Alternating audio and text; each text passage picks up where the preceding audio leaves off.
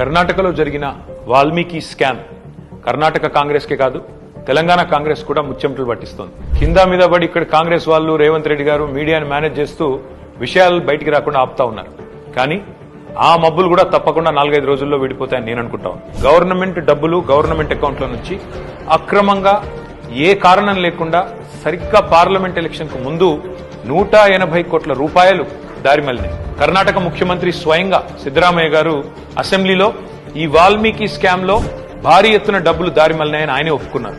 అందులో హైదరాబాద్ లోని 9 బ్యాంక్ అకౌంట్లకి 45 కోట్ల రూపాయలు ట్రాన్స్ఫర్ చేశారు. దీని మీద ఎంక్వైరీ మొదలు కాగానే ఏమైందో ఏమో తెలియదు కానీ వాల్మీకి కార్పొరేషన్ అకౌంట్ సూపరింటెండెంట్ ఆఖరికి ఆత్మహత్య చేసుకున్నాడు. ఇవాళ ఆయన కుటుంబం రోడ్డున పడే పరిస్థితి. బ్యాంక్ అధికారులతో సహా 11 మందిని ఈడీ అరెస్ట్ చేసింది. కర్ణాటక నుండి మన తెలంగాణకు అక్రమంగా ఈ డబ్బు ఏ అకౌంట్లలోకి వచ్చింది, ఆ అకౌంట్లు ఎవరివి, ఈ తీగ లాగితే తెలంగాణ కాంగ్రెస్ డొంక మొత్తం కదులుతా ఉన్నది. మొన్న పార్లమెంట్ ఎన్నికల్లో తెలంగాణ కాంగ్రెస్ పార్టీ తన ఖర్చులకు ఈ డబ్బులే వాడినట్టుగా అనిపిస్తా ఉంది.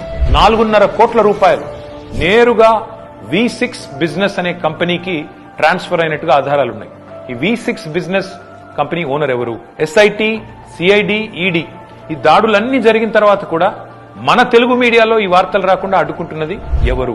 పార్లమెంట్ ఎన్నికల సమయంలో కొన్ని బంగారం షాపులు, బార్ల నుండి భారీ మొత్తంలో డబ్బులు తీసుకున్నట్టుగా తెలుస్తా ఉంది. వారికి కాంగ్రెస్ పార్టీకి ఉన్న అనుబంధం ఏంది? ఇవన్నీ కూడా బయటికి రావాలి. కర్ణాటక ముఖ్యమంత్రి సిద్ధరామయ్యను గనక పొరపాటున తొలగిస్తే పక్కన ఉన్న తెలంగాణ సర్కారు కూడా కూలుతుంది అని ఈ మధ్యనే కర్ణాటక మంత్రి సతీష్ జరికోలి అంటున్నారు.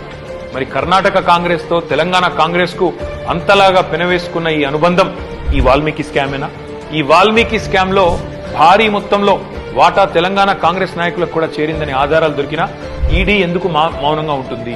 అసలు తెలంగాణ కాంగ్రెస్ నాయకుల మీద దర్యాప్తు జరగకుండా రక్షిస్తున్నది ఎవరు? పార్లమెంట్ లో గాయ చేసుడు తప్ప బయట మాత్రం ఏమీ తమ సొంత పార్టీ అవినీతి మీద నోరు విప్పని రాహుల్ గాంధీ ఖచ్చితంగా నోరు విప్పాలి.